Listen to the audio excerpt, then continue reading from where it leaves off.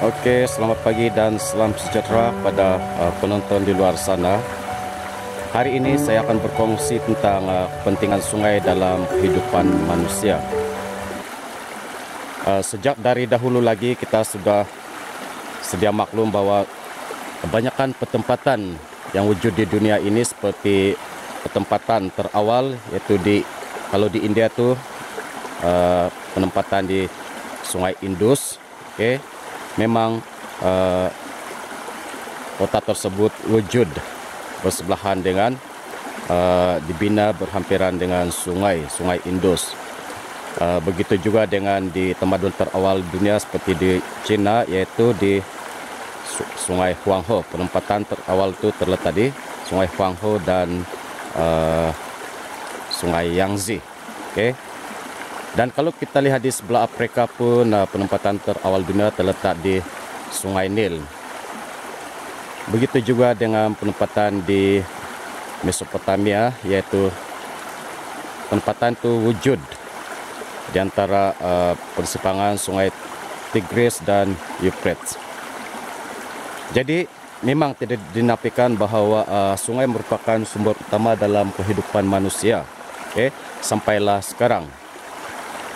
Jadi kita sepatutnya perlu bersyukur kerana Tuhan telah menciptakan sungai sebagai sumber utama kita, sebagai keperluan asas dalam kehidupan manusia.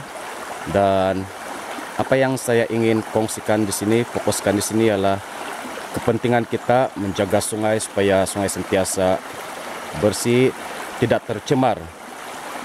Okey. Dan hutan-hutan yang masih ada sekarang ini perlu dikekalkan. Sekiranya dibuat pembangunan pun jangan sampai merosakkan kawasan tadahan air.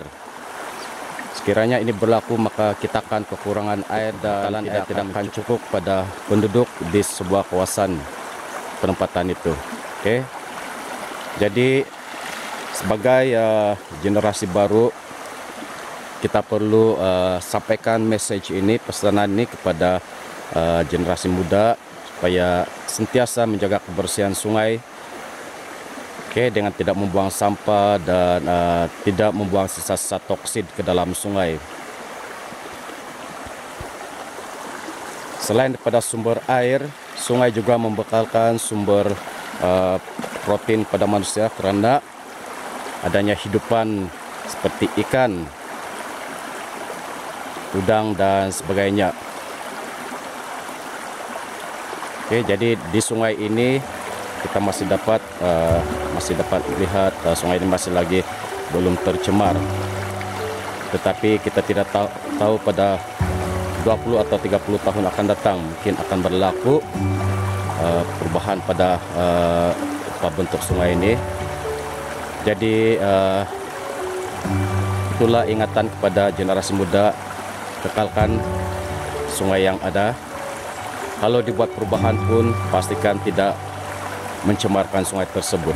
Maksudnya ialah kiranya dibuat benteng di kiri kanan sungai itu, pastikan tidak menjejaskan aliran sungai.